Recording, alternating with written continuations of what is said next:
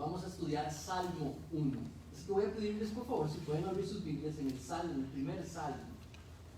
Este es el primer Salmo del Salterio y es un precioso recordatorio de cómo es la vida del pueblo de Dios. Salmo 1.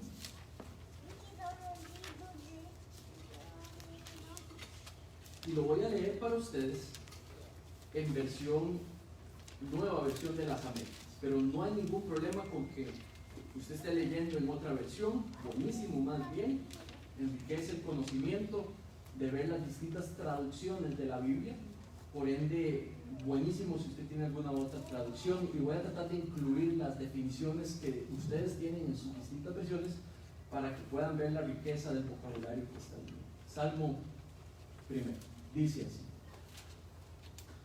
cuán bienaventurado es el hombre que no anda en el consejo de los impíos, ni se detiene en el camino de los pecadores, ni se sienta en la silla de los escarnecedores, sino más bien que en la ley del Señor está su deleite, y en su ley medita de día y de noche.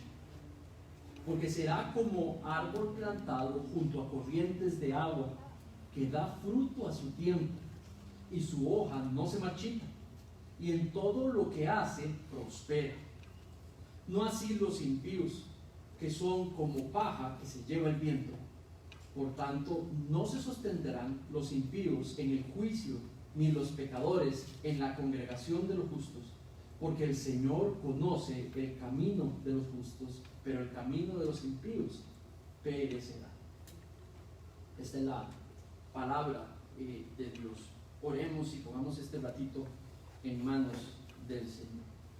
Padre, de nuevo gracias, porque es por gracia que nos interesa estudiar lo que está en tu palabra, es por gracia que nos habilitas por medio de la presencia de tu Espíritu en nosotros, el poder entender, extraer, interpretar, aplicar. Y te pido que eso es lo que podamos hacer hoy en esta mañana, entender tu propósito en el texto, los efectos que quieres generar en cada uno de nosotros, y que podamos ver esto como relevante para nuestras vidas y salir con gozo y deleite, Señor, a practicarlo para tu gloria. Pedimos esto en el nombre de tu Hijo Jesús. Amén.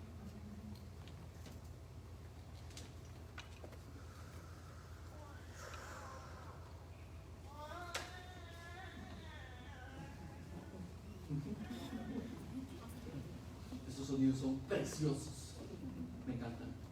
Eso hace la familia de fe. Muy bien. Tengo una pregunta y quiero empezar esta mañana con la siguiente pregunta. El tema del salmista es que la vida del creyente es una vida bendecida. Pero entonces, cuando pensamos en bendición, pienso en este 2022. ¿Cómo será nuestro año en este 2022? Estamos terminando, como lo dijeron bien, Ricardo, creo que mencionó, digamos, nuestro último servicio del año. Entonces, ¿cómo podemos, con qué lentes podemos ver el 2022? Y quisiera decirles que estoy convencido que con lentes de que nuestras vidas serán bendecidas por Dios. Y eso es un tema que le encanta a algunas personas hablar de, que somos bendecidos y que todo es bendición, y tiene muchísimo, es cierto. La vida del creyente puede perfectamente contar que 2022 es una vida de bendición, bendecida por el Señor. Pero me gustaría ayudarles a formar un lente lo más bíblico posible, lo menos humano posible y lo más bíblico posible cuando hablamos de bendición. Entonces lanzo la pregunta de: ¿seremos dependientes de Dios en el 2022? ¿Lo lograremos? La otra pregunta sería: ¿tendremos nuestra confianza en Dios en el 2022? Y mi respuesta sería: depende. Depende. ¿Y por qué depende? Porque va a depender de dónde usted ponga su dependencia en Dios y dónde usted ponga su confianza en Dios. Ahora usted me va a decir, pero le acabo de decir que la voy a poner en Dios, mi confianza y mi dependencia. No es tan fácil y no funciona así necesariamente. Le pongo un ejemplo. Si usted se pregunta, ¿están seguros mis ahorros? Entonces yo le diría, depende de que usted los ponga. No estoy haciéndole ningún comercio, ningún anuncio a algún banco en específico, pero no en cualquier banco sus ahorros van a estar seguros. No en cualquier lugar sus ahorros van a estar seguros. ¿Cierto? Creo que eso lo hemos aprendido a través del tiempo. Entonces, ¿de qué va a depender? Del lugar donde usted posicione su confianza en Dios y en el lugar donde usted posicione su dependencia en Dios. Voy a aclarecer un poquito eso. El salmista lo que está diciendo es que la persona que deposita su dependencia de Dios continuamente meditando en la palabra de Dios va a ser bendecido. Aquel que se retrae del comportamiento del mundo y más bien empieza a practicar un comportamiento intachable a los ojos de Dios, producto de su meditación en la palabra de Dios, va a ser bendecido. Entonces no quiere decir que solamente decir yo voy a confiar en Dios, yo voy a depender de Dios, va a determinar que mi vida va a ser bendecida en el 2022. En el salmista, el producto de la bendición está determinado por lo que hace. ¿Tiene sentido? En el Salmo, eso es lo que separa al impío, eso es lo que separa al no creyente del creyente. La palabra de Dios. Entonces esto no tiene que ver con el Espíritu Santo, no tiene que ver primariamente con qué me vaya a suceder circunstancias en el 2022, tiene que ver en qué lugar tú y yo depositamos y ponemos nuestra dependencia, en qué lugar ponemos nuestra confianza, y el salmista la pone en su constante meditación de la palabra de Dios, y ahí se declara dependiente, y ahí se declara que confía en la información que revela la palabra de Dios. ¿Sí? Muy bien. Entonces, lo que quisiera hoy definitivamente es invitar a la congregación a ver en la agenda del 2022, no en términos de circunstancias, ya sean nuevas o que se resuelvan las antiguas, sino en verlo en términos de que hay algo que puedes hacer, hay algo que podemos hacer que nos va a ayudar para administrar cualquier tipo de circunstancia. Ahí vamos a hacer algo que coloca nuestra confianza y nuestra dependencia en la revelación de Dios, que nos va a poder ayudar, nos va a habilitar a que podamos enfrentar el 2022 de una manera bendecida. Y nos vamos a gozar de esa celebración, de esa manera de experimentar. ¿Sí? ¿Me explico? Muy bien. Entonces, hablemos un poquito, digamos, de lo que en síntesis está diciendo el pasaje. Voy a decirlo desde el inicio y luego se lo voy a mostrar. Entonces, lo que puedo ver allí es que está diciendo, si hay bendición, andando de una manera intachable, producto de estar constantemente meditando en la palabra de Dios. Y eso va a traer al creyente una vida exitosa a los hijos de Dios. Voy a repetirlo, son 3 partes. Número 1, vida intachable, bendición. Apartándose de como el mundo piensa, viniendo, acercándose en las maneras de actuar, de vivir, de ver de la palabra de Dios, bendición, bienaventuranza. ¿Sí? Parte número 1. Parte número 2. Esa persona logra eso producto de su constante meditación de la palabra de Dios. Número 3, el resultado es una vida exitosa a los ojos de Dios. Muy bien, entonces vamos a hablemos un poquito, digamos, del contexto. Este salmo es el primero de todo el libro. Es un salmo que lo que hace es como darle el tono al libro completo. En realidad el capítulo 2 es el que introduce todo el libro completo de los salmos, pero este es uno que les ayuda, me ayuda a entender cuál es el tono, es sabiduría práctica. Vamos a ver, la teología, todo lo que podamos aprender sobre Dios tiene un sentido práctico, es entregado para que viva en autoridad sobre nosotros. Entonces la teología realmente es práctica. Y este pasaje por sí nos está dando teología completamente para ser puesta en la práctica en nuestro constante vivir. Entonces lo que va a hacer es ir entregando información mientras nosotros nos comparamos con las personas que no creen como nosotros creemos. Va a decir cosas sobre Dios, pero al mismo tiempo nos contrasta, nos compara con los no creyentes, con las personas que no creen el Evangelio de Cristo. También lo que va a hacer es que va a hablar sobre el tipo de vida que tú y yo debiéramos de tener, las características del tipo de vida que debiéramos de adoptar. Por último, el mensaje de él se va a centrar en una asunción, y es que tú sabes que fuiste creado por Dios, creada por Dios, y por ende Él como tu creador, Él es quien gobierna tu vida. Y eso es algo que asume el salmista, que Israel entendía que fue creado. El primero que recibió el salmo es Israel, la nación de Dios, el pueblo de Dios. Entonces el israelita, el salmista asume, entiende, creado por Dios, el pueblo de Dios, para vivir en una relación de pacto con Dios. Y en el marco de esa relación de pacto con Dios, Dios gobierna su vida y él vive obedeciendo sus mandamientos. Hoy, nosotros no somos Israel, somos la iglesia, y aplica un sentido prácticamente igual. Ahora en el pacto de gracia, tenemos una relación con Dios por medio de la fe en Cristo. Él nos crió, Él nos salvó, por lo tanto, Él gobierna nuestras vidas y nosotros vivimos en sumisión obedeciendo sus mandatos. ¿Sí? Eso es una asunción primaria en todo el libro de los Salmos. Es algo que no contempla, que alguien todavía no entienda eso, ¿verdad? O que se batalle con eso. Entonces creo que es una importante, digamos, advertencia. Ahí me acuerdo cuando empezaba, yo leía la Biblia antes de creer en el Evangelio y me estorbaba muchísimo algunos mandatos o muchos mandatos. Y eso sucedía en mí y lo practicaba yo, me costaban los mandamientos porque en realidad no me había caído el 4. Todavía no había entendido algo. No soy dueño de mi vida. Dios me crió. Y como Él me crió, Él es dueño de yo, su creación.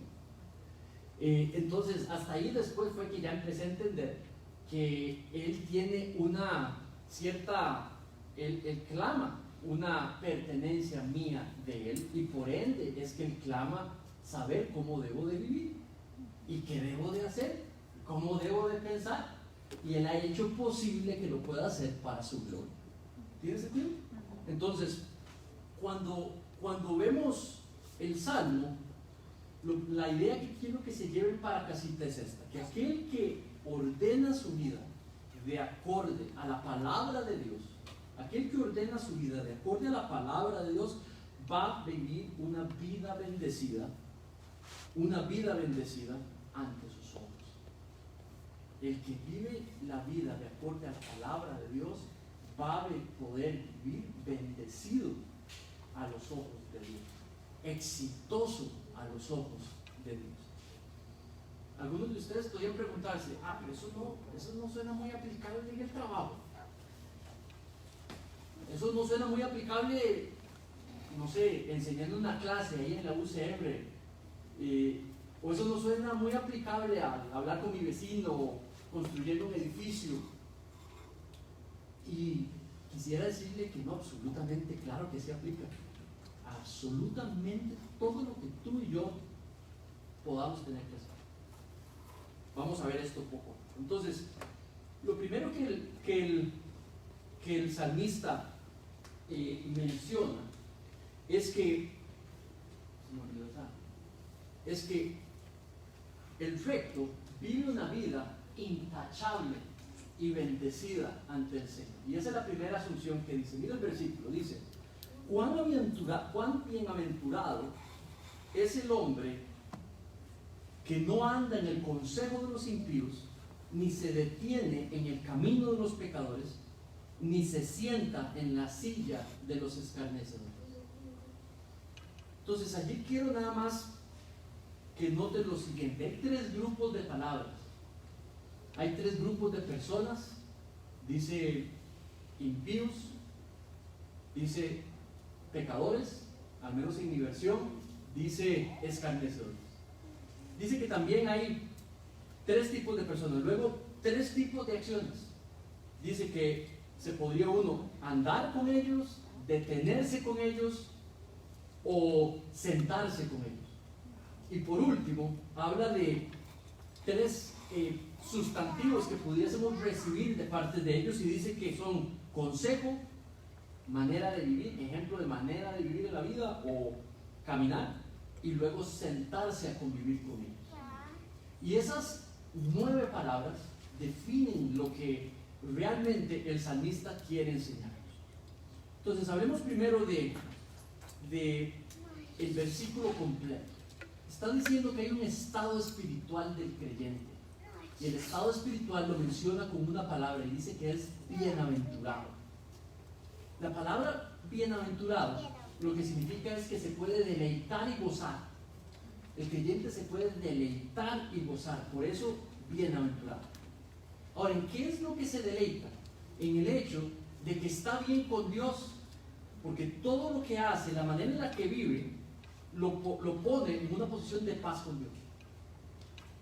O sea, en otras palabras, él busca con humildad vivir una vida intachable y sabe que él está en paz con Dios por la manera en la que él se comporta, por las decisiones que toma, por la manera en la que habla, con las personas con las que se junta.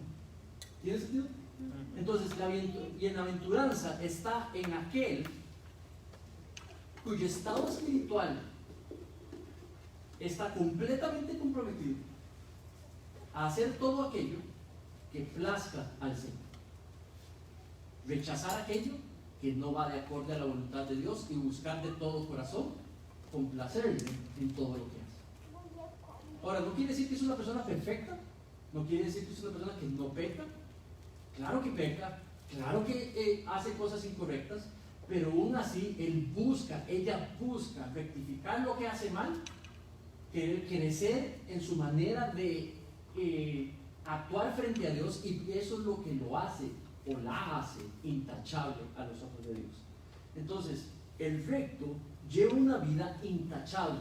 No quiere decir perfecta, no quiere decir que ya no peca, pero él busca tomar decisiones, ella busca hacer las cosas de manera intachable a los ojos de Dios. Entonces, ¿qué pasa cuando se equivoca, cuando peca? Corrige, rectifica, trae paz en aquellos que afectó y se vuelve a levantar y sigue trabajando para presentarse constantemente intachable a los ojos de Dios. ¿Sí? Muy bien. Ahora, ¿por qué se regocija? ¿Y por qué es bienaventurado o bienaventurada? Porque sabe que hay paz entre él, ella y Dios. Y lo único que puede esperar de Dios es bien para su vida. ¿Está en paz? No le debe nada a Dios, en el sentido de que no hay algo que ha hecho que lo haya puesto en contra de Dios, al menos no conscientemente, y trata de vivir la vida para la gloria de Dios. Y por eso es bienaventurado y bienaventurado. Y por eso se regocija. Y por eso se goza. Porque sabe que hay paz entre él, ella y Dios. Ahora, la manera de explicar esto lo presenta con 3 frases. Y habla de 3 palabras de grupos de personas con los cuales él o ella no se relaciona de manera muy constante. El primero que utiliza es impío. El impío, el sentido de la palabra, nos podemos ir a un diccionario, pero el consejo sería: revise en los salmos cómo usa la palabra impío. Algunas traducciones ponen malvado, algunas traducciones ponen los malos. Cuando usamos esas 2 palabras, digamos, uno piensa que todo lo que hacen es malo y todo lo que hacen es malvado. Y eso podría ser cierto. Algunos malvados hacen muchas cosas malvadas y muy constantemente, y algunos malos hacen muchas cosas malas muy constantemente. Pero también se referiría a un grupo de personas que están haciendo cosas buenas con motivaciones sumamente malas. ¿Tiene sentido? Entonces, la palabra impío, digamos, lo que se está refiriendo es a un no creyente. Es una persona que no cree en el Evangelio de Cristo, que no quiere vivir para la gloria de Dios. Ese es el primer grupo. El segundo grupo que menciona allí es pecadores. Bueno, la persona pecadora es la persona que está constantemente fallando el estándar de Dios, ya sea porque lo ignore o ya sea porque conscientemente no quiere obedecer un estándar de Dios. Ese es el pecador. Pecado, la palabra pecado significa fallar, digamos, el objetivo. Si el objetivo es decir la verdad, falló el objetivo y dijo mentira. Eso es pecado. Entonces, el pecador es la persona que constantemente, ya sea porque ignorantemente lo practica o ya sea porque intencionalmente practica, desobedecer a Dios. El tercer grupo que menciona es el de escarnecedores. Y esa palabra es una que, al menos hasta en la Biblia, la llegué a conocer yo, ¿verdad? Cuando hablamos de escarnecedor, esta es otra palabra que ayudaría, es un burlador, una persona que se burla. Y normalmente tiene que ver con lo que dice, ¿verdad? Se burla del creyente, de la fe del creyente. Y normalmente está hablando, digamos, ve cómo la integridad del creyente, ve la fe del creyente y se burla de su manera de vivir, de sus estándares, de su celo, y se burla de él. Y ese es el tercer grupo, escarnecedores. Usa palabras de doble sentido, usa posiblemente maneras de burlarse, ya sea por sarcasmo, ya sea porque dice verdades a medias de lo que él ve al creyente practicar, escarnecedor. Entonces esos son los tres grupos de personas del mundo. Son personas del mundo, no son personas del pueblo de Dios. Estas personas hoy podrían ir a la iglesia, pero se comportan y ven con los valores del mundo. Ahora, las tres acciones que menciona, dice la primera es andar. Dice que el recto no anda con los impíos. Andar tiene que ver con la manera de vivir, ya sea éticamente o moralmente. Dice que el recto, que busca una manera intachable de vivir, él no vive de la manera que viven los no creyentes. Pero la segunda palabra que utiliza es detenerse. Detenerse no quiere decir sentarse, como es la tercera palabra, ¿cierto? Entonces detenerse es de que va caminando, ve los no creyentes, en este caso ya no usa impío, sino usa la palabra que está desobedeciendo los mandatos de Dios, se detiene y lo vuelve a ver y analiza lo que hace, toma el ratico para ver la desobediencia, analizarla. Y el tercero dice que se sienta, dice que se detiene, se para, ya no solo admira, sino que se sienta con el escarnecedor, con el que se burla. Eso quiere decir prácticamente sentarse a admirar lo que el escarnecedor admira, a rechazar lo que él rechaza e inclusive participa de la burla a la fe que el escarnecedor practica. Entonces, no sé si lo pueden observar, pero ahí hay un incremento desde una persona que simplemente no sigue, empieza a observar, se sienta para copiar y seguir. Y es una provisión de alguien que empezó a ser seducido poco a poco, hasta que empezó a ver a las personas, a juntarse más con personas que son no creyentes, a dejarse influenciar por ellas, a detenerse, a escuchar su necedad, a empezar a considerarla y luego, por supuesto, entregarse a practicar. El recto no hace eso.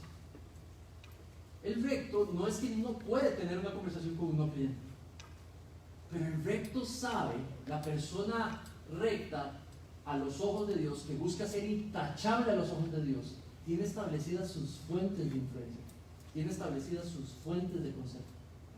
Y sus fuentes de influencia, y sus fuentes de crecimiento, sus fuentes de crecimiento no están en el mundo, están donde el siguiente versículo va a decir, en la meditación de la palabra de Dios.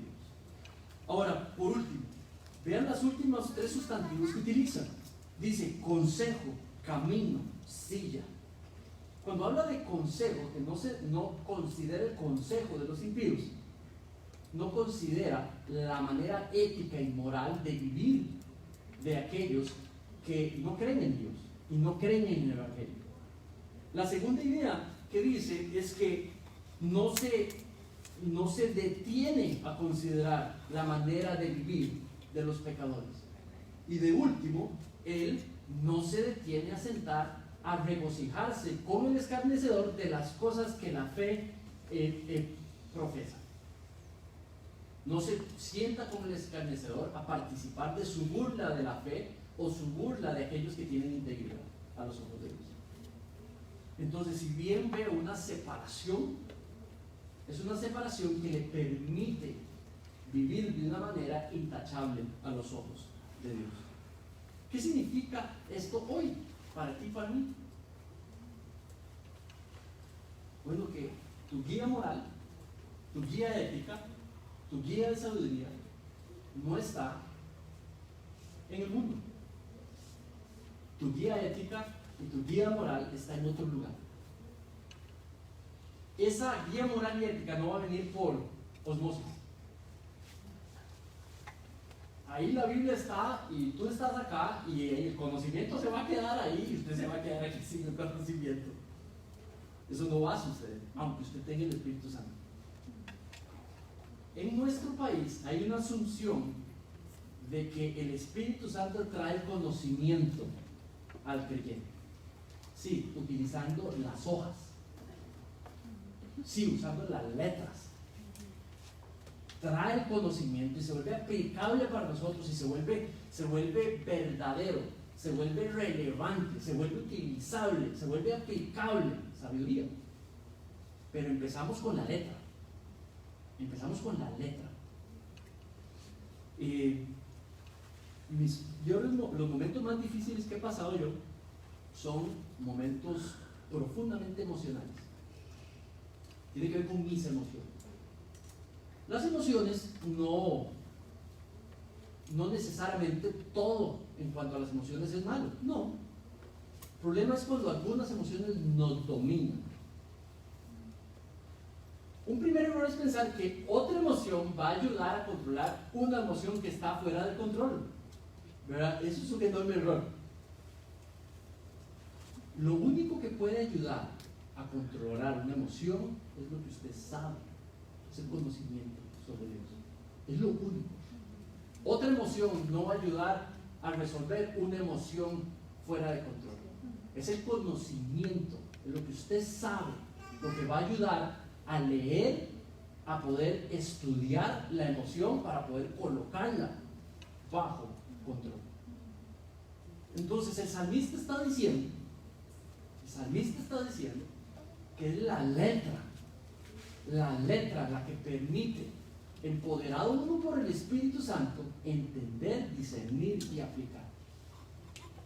Y eso es lo que le permite vivir una vida intachable a los ojos de Dios.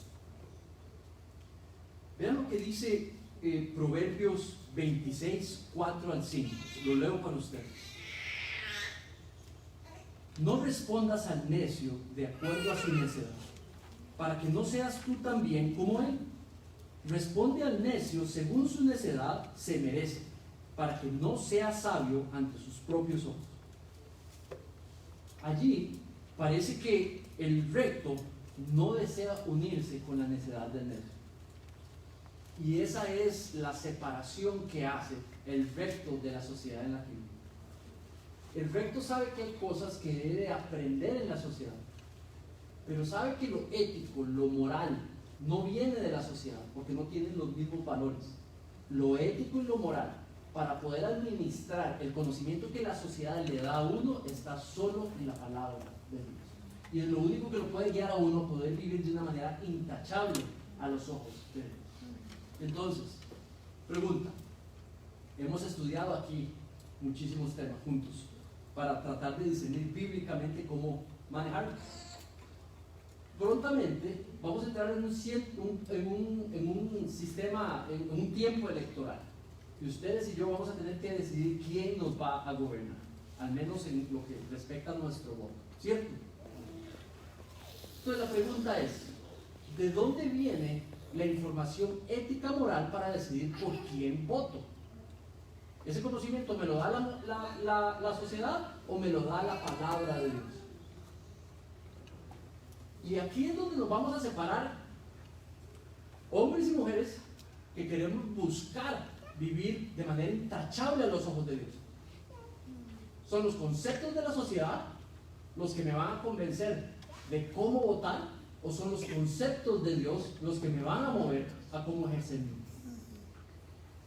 El hijo y la hija de Dios no vota de acuerdo a los valores del mundo. El hijo y la hija de Dios puede ejercer su voto de acuerdo a los valores de Dios.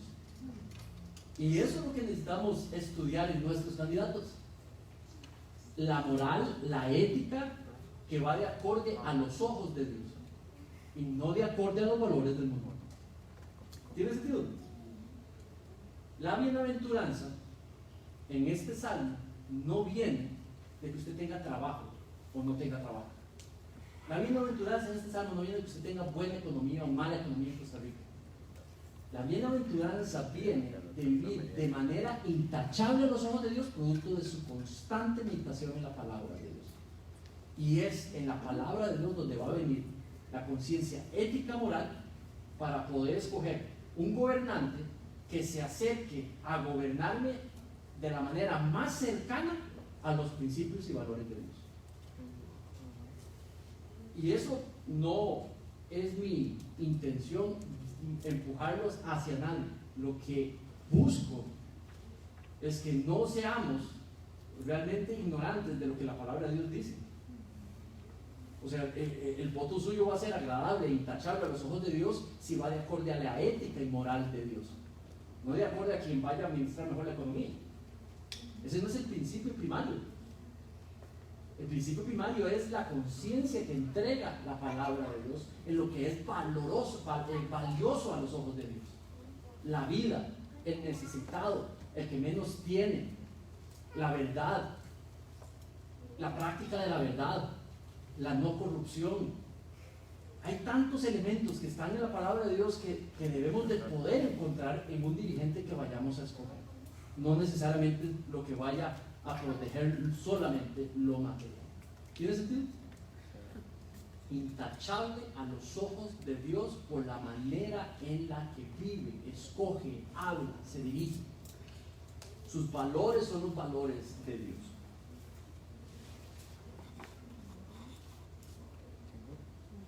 Saben, quiero hablar a los más jóvenes en estos momentos, a los chicos que están aquí presentes.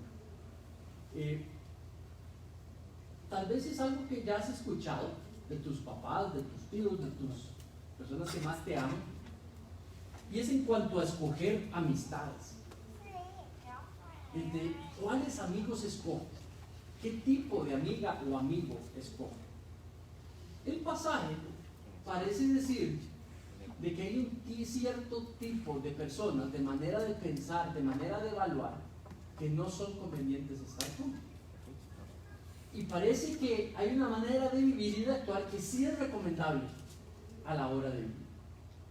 Entonces, en el pasaje, parece que alguien que empieza a considerar los valores del mundo, o los valores que no son de acorde a Dios, empieza a dejarse influenciar, al punto que se empieza a acercar a esas cosas, y se empieza a influenciar, le empiezan a gustar las cosas que no le gustaban, le empiezan a gustar las cosas que no son agradables a Dios, y termina practicándolas. Y todo empezó porque empezó a ver, a acercarse, se sentó y empezó a copiar.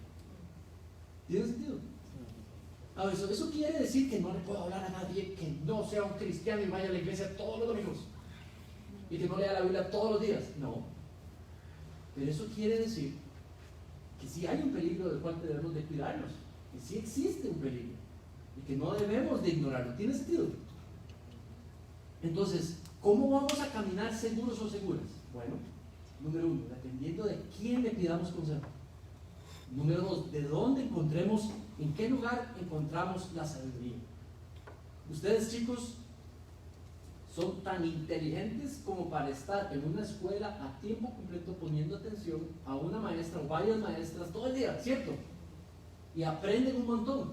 Tienen toda la capacidad de agarrar este libro y estudiarlo, de sentarse allí donde están sentados conmigo un domingo y tratar de agarrar lo mejor que puedan, anotar las cosas que yo les estoy enseñando sobre la palabra de Dios para tratar de aplicarlas a sus vidas, que de ahí venga su sabiduría, que la sabiduría no venga de los vecinitos, que la sabiduría no venga primariamente ni siquiera de su papá, que venga de la palabra de Dios. Por supuesto que Dios ha puesto a tu papá y a tu mamá para darte consejo y como tu autoridad en tu vida, claro que sí. Pero es la combinación de estudiar la palabra, la combinación de escoger bien a quiénes les pedimos consejo. Cuando vamos a hablar de temas importantes, chicos, es mejor que ciertos temas los hablemos solamente con papi y mami, y que sea solamente papi y mami quienes los enseñen, y no el vecinito del compañerito. Entonces podemos ir a nuestros papás a preguntarles sobre las preguntas que tengamos. Podemos ir a la Biblia a aprender sobre las preguntas que tengamos. Y allí es donde vamos a encontrar la sabiduría para poder tomar decisiones de una manera intachable a los ojos de Dios. ¿Tiene sentido? ¿Sí? Ok. Padres, definitivamente tenemos que estar preparados para poder guiar a nuestros hijos en la palabra de Dios para encontrar esa sabiduría moral. Entonces el compromiso de toda la congregación de estar creciendo en la palabra de Dios para poder vivir y ayudar a otros a vivir de una manera intachable a los ojos de Dios. ¿Sí? Muy bien. Ahora, recuerden, aquel que ordena su vida de acorde a la palabra de Dios vivirá una vida bendecida a los ojos de Dios. Muy bien. El recto, dice el pasaje, que ama meditar en la palabra de Dios. Mira cómo dice, sino que en la ley del Señor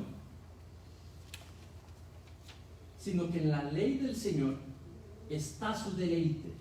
Cuando habla de ley, en ese tiempo se refería a Israel de los primeros 5 libros de la Biblia, de la Torá, porque es lo que tenía. Ahora, hoy, para usted y para mí significa todo el canon completo ya cerrado. Este es el canon completo. Tiene libros del Antiguo Testamento y libros del Nuevo Testamento. El canon completo es Dios dándose a conocer a la humanidad para que dé sabiduría que es divina, viene de parte de Dios, a pesar de que ha utilizado autores humanos imperfectos como usted y como yo. Pero lo que Dios clama en la Biblia es que lo que está allí tiene capacidad de entrenar al creyente, a la creyente, empoderado por el Espíritu Santo presente en él y en ella, a vivir de una manera intachable a los ojos de Dios, o sea, practicando una sabiduría que realmente viene de parte de Dios. ¿Sí?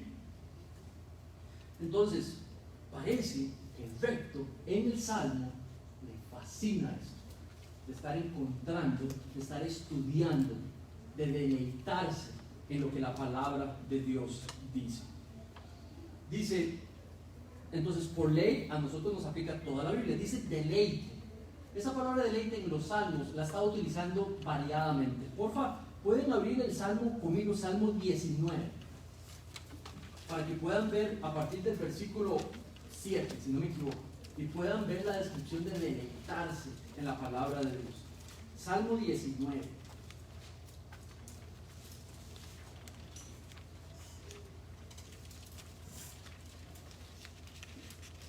¿Por qué se deleita el salmista en la palabra de Dios?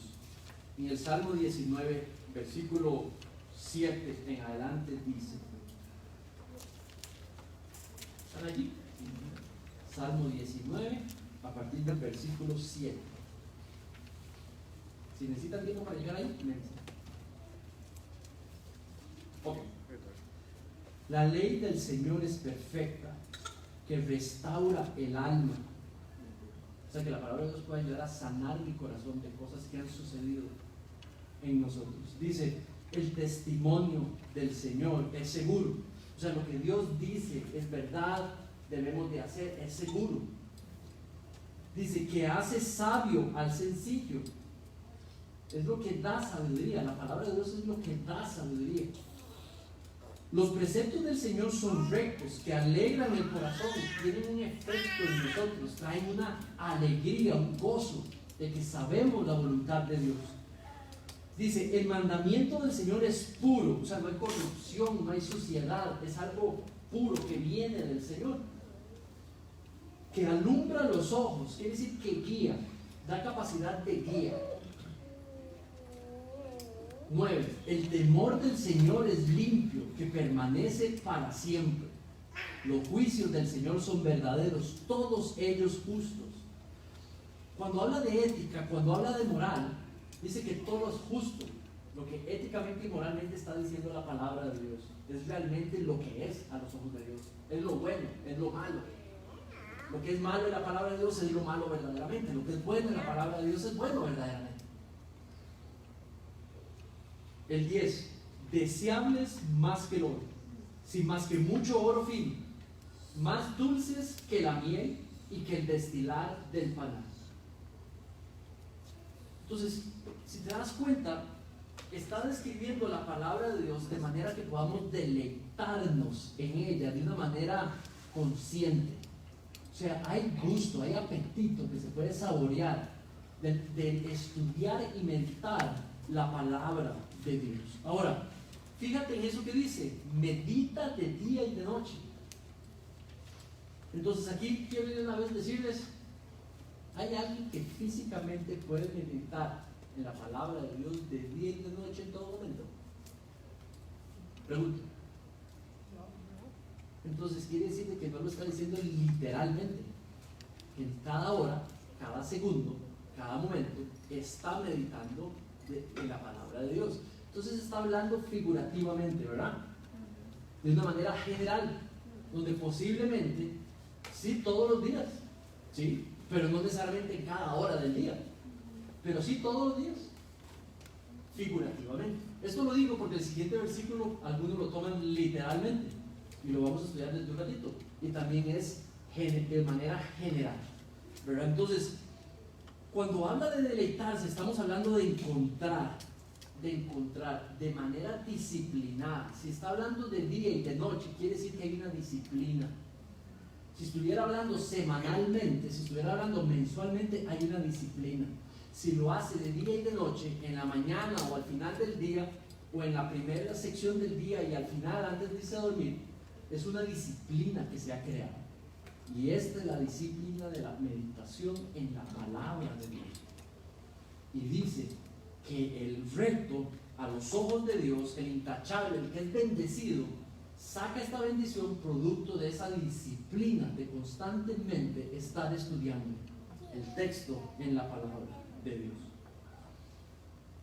¿Saben qué es meditar la palabra de Dios? Necesitas empezar con la palabra, con la letra.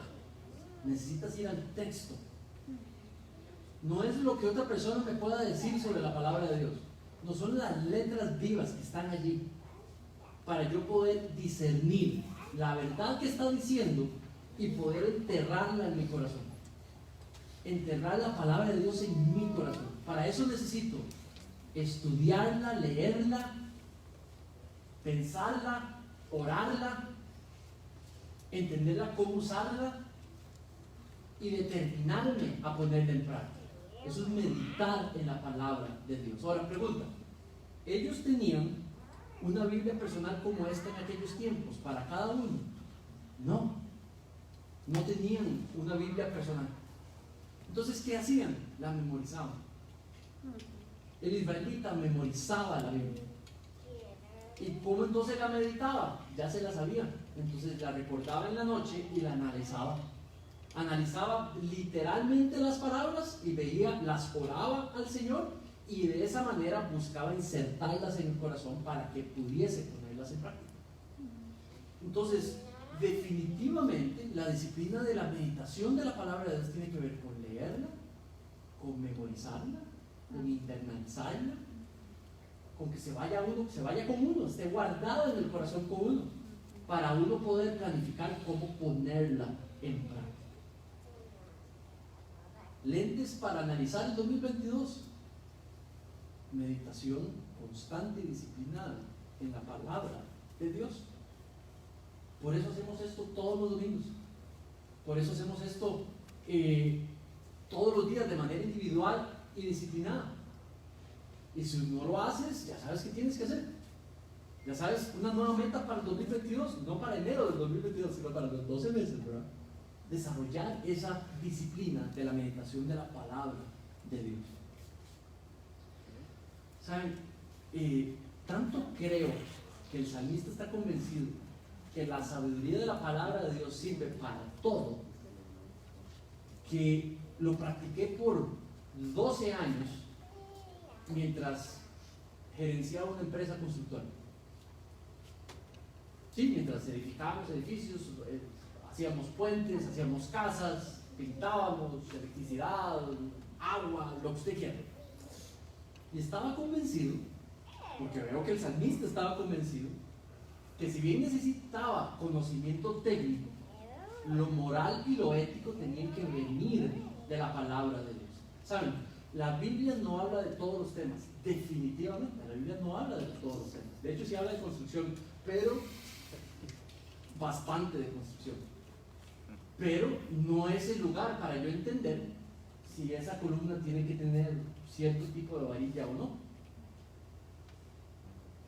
Pero lo que yo necesito para éticamente y moralmente edificar esa columna de una manera que agrade y me coloque de una manera intachable a los ojos de Dios, no lo puedo encontrar en la universidad, lo puedo encontrar en la palabra de Dios.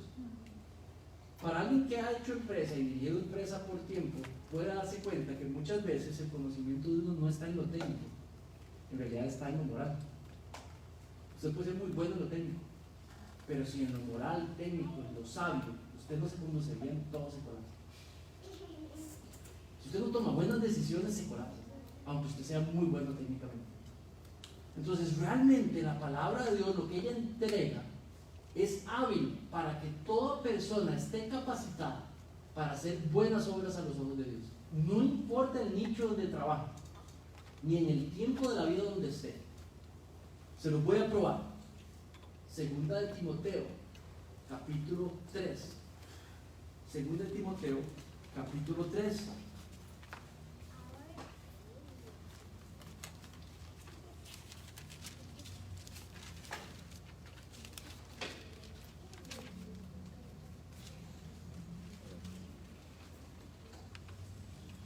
Timoteo es una carta de Pablo a Timoteo que está después de las cartas. Si lo encuentro, le aviso.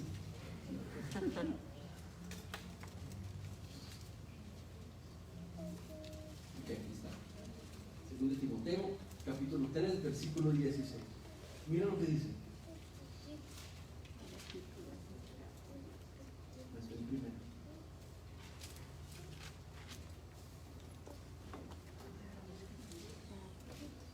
Toda escritura, versículo 16, segunda de Timoteo, capítulo 3. Dije 4. Capítulo 3, ¿verdad? Toda escritura es inspirada por Dios. Quiere decir que la fuente es Dios. Cada sección de la escritura, la fuente es Dios, no el autor. Las letras vienen del autor humano. La sabiduría viene de Dios por medio del autor humano. Eso quiere decir inspirada, ¿verdad? Toda escritura es inspirada por Dios. Segunda característica, útil. Y vienen 3 o 4 paras. Número 1, útil para enseñar. Esto es dar conocimiento sobre las cosas. ¿Cuáles cosas? Las que habla el texto, las que hable toda la Biblia. Si la Biblia está hablando sobre el alma, Dios está clamando la verdad sobre el alma. Si la Biblia habla sobre las emociones, Dios está clamando prioridad sobre las emociones. Si la Biblia está hablando de la verdad, está definitivamente clamando algo sobre la verdad. Útil también dice para corregir. Corregir es poder permitirme ver dónde hay un error. Entonces, donde me presenta la verdad, me permite compararme con lo que yo sé y saber si estoy en error. O directamente una acción que me corrige porque no lo estoy practicando. Tercera utilidad. Dice que la Biblia es útil para instruir. Eso quiere decir para que algo se vuelva una disciplina. Son 3, ¿verdad? Son 4. Entonces, la tercera es instruir. Eso quiere decir que algo no estoy haciendo bien o algo no estoy haciendo, la Biblia me da instrucción de cómo hacerlo, pero para que aquello se vuelva una disciplina diaria y se vuelva algo que se guarde y que va conmigo. Dice que ella tiene capacidad para eso. Se refiere, no está hablando del Espíritu Santo en nosotros, está hablando de las letras que están siendo utilizadas, iluminadas por el Espíritu Santo en nosotros para que logren esto. Ahora, la cuarta dice: instruir en justicia, o sea, el conocimiento a los ojos de Dios, a fin de que el hombre sea perfecto. Dice, equipado para toda buena obra. El ingeniero, la ingeniera, la profesora, el profesor, el psicólogo, la psicóloga, ¿verdad? El arquitecto, la arquitecta, el médico, la médica, puede ser capacitado por la palabra de Dios para toda buena obra a los ojos de Dios con solamente este libro. Y le va a permitir poder encontrarse intachable a los ojos de Dios en su manera de vivir y en su manera de actuar. Para casarse y ser buen esposo y una buena esposa, la Biblia. Para ser hijo y para ser hija y para ser padre o madre, la Biblia, por supuesto. Para ser vecino, para votar, por supuesto, la Biblia. Para cómo votar ahora el próximo año, la Biblia, por supuesto, ¿cómo que no? Claro que sí. La Biblia definitivamente. Por último, el recto tiene vida en esta vida. Dice, será como árbol plantado junto a corrientes de agua, que da su fruto a su tiempo y su hoja no se marchita. En todo lo que hace, prospera. Dice, hay una comparación. Quiero nada más que veas la palabra árbol, prosperará. Esa palabra prosperar está muy de moda en nuestros círculos. El cristiano, Dios lo va a prosperar. Hay toda una teología, digamos, sobre eso. El cristiano, Dios lo va a prosperar. Y si usted no está próspero, es porque hay algo que usted está haciendo mal con Dios. Porque el cristiano tiene que ser próspero. Y es una asunción basada en este pasaje y basado en otros. Ahora, mira lo que dice. El pasaje dice, en todo lo que hace, prosperará. Ahora, no puedes desconectar una frase de las demás, ni de lo que ha venido hablando. No está prometiendo un éxito infalible o una prosperidad material que nunca se va a descontinuar. Primero que todo, ¿por qué? Porque no está hablando de eso. No viene hablando de eso. Ni en el Salmo, ni en el libro completo. Ahora, ¿por qué sé que está diciendo eso? Porque empezó hablando de un árbol.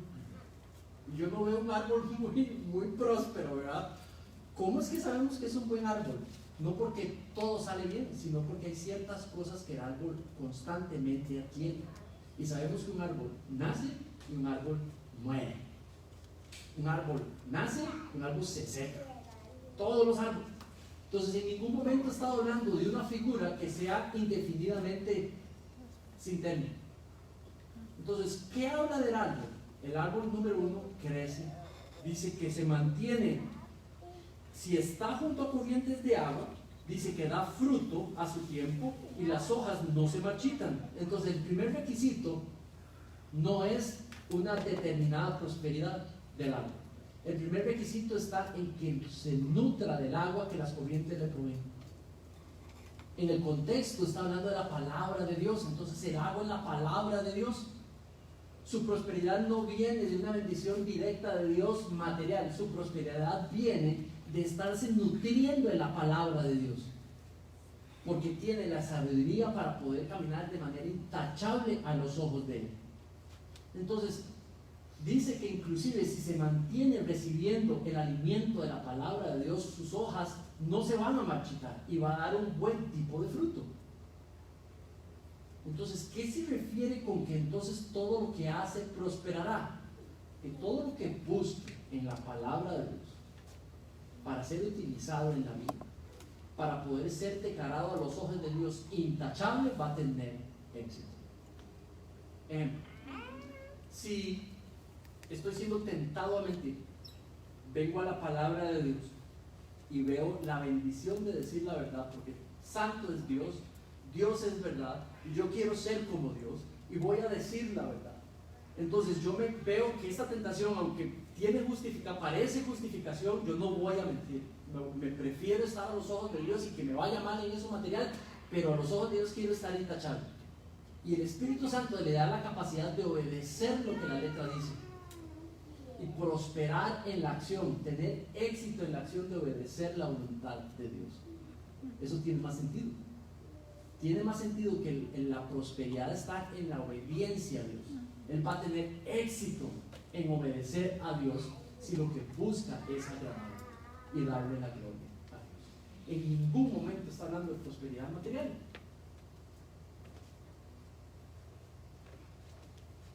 En ningún momento está diciendo que Dios no va a hacer sufrir a los que aman.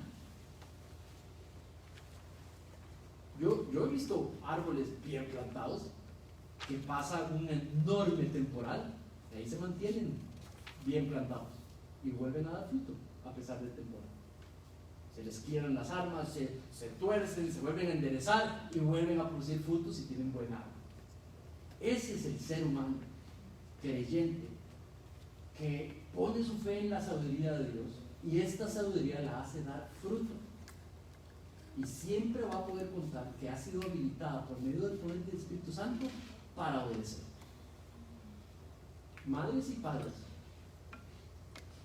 su amor por sus hijos no es una excusa para desobedecer a Dios. Usted siempre va a poder obedecer a Dios primero. Siempre va a poder obedecer a Dios primero. Y Dios lo va o la va a habilitar a hacer el bien a sus ojos. No hay nada que ponga en duda eso. Digamos, el poder de Dios, de su palabra en nosotros, es algo que la palabra da por garantía. ¿Se acuerdan Gálatas 5, 22, 23? El fruto del Espíritu es paz, gozo, amor, dominio propio, paciencia. 5 cosas que son fruto del Espíritu. Esas 5 frutos que son representativos de otros que están por medio del Espíritu es algo que Dios quiere fructificar en este dominio de Dios. Dominio propio, paz, paciencia para con otros, paciencia para con nosotros mismos, para con nuestras vidas. Esa es la intención del Señor. Muy bien. ¿Qué podemos concluir? Saben, hay veces que la vida no parece estar bajo el soberano control de Dios. Por ejemplo, vemos a las personas no creyentes siendo prosperadas materialmente de una manera, teniendo éxito en tantas maneras, gente que no siguen a Dios, no respetan a Dios, no aman los preceptos de Dios, y parece que en el mundo les va súper bien. A veces parece que Dios no está soberanamente en control, poniendo en prosperidad a los que sí le obedecen y abajo los que no. Bueno, eso es simplemente temporal, porque la vida aquí en la tierra no es, la vida aquí en la tierra no es lo que determina lo que está bien o mal. Lo que determina lo que está bien o mal es la verdad a los ojos de Dios. ¿Por qué estoy diciendo esto? Porque muchos de nosotros en el pasado, en el presente, en el futuro nos vamos a batallar con las cosas que alcanzamos, con lo que logramos, con lo que tenemos, con lo que poseemos. Vemos a otros tener mucho y tal vez nosotros no tenemos lo mismo. Vemos a otros haber alcanzado algo que nosotros deseamos de todo corazón y no lo hemos podido hacer. Realmente, tu bienaventuranza, tu regocijo, tu gozo está en el día a día, encontrándote intachable a los ojos de Dios, producto de tu meditación en la palabra de Dios, y esa va a ser una vida exitosa a los ojos de Dios. No es el mundo ni sus valores lo que determinan el éxito de mi vida. No es ni la marca de mi carro, ni el tamaño de mi casa, ni mi profesión, ni mis hijos, ni mi esposa, lo que determina el éxito de mi vida. Lo que determina una vida exitosa en esta vida es si camino sabiendo que estoy en paz con Dios en todo lo que hago y viene gozo a mi corazón producto de que sé que eso es verdad. ¿Tiene sentido? ahí radica el gozo y el deleite del hijo y la hija de Dios, en que está bien con Dios, que camina intachable a los ojos de Dios y que es dependiente y su confianza está sólidamente puesta solo en el Señor. Eso te permite y me permite ser la hija, el hijo, el papá, la mamá, el profesional, la profesional que Dios quiere que seas, el esposo y la esposa que Dios quiere que seas. Y es esa nuestra fe. Muy bien. Esa es una vida bendecida a Dios. Próximo domingo vamos a ver, contrastando con una vida de una persona que no sigue la voluntad de Dios. Y eso nos va a enseñar mucho sobre una vida bendecida para los rectos a los ojos de Dios. Vamos a ver. Padre, en esta mañana te damos gracias.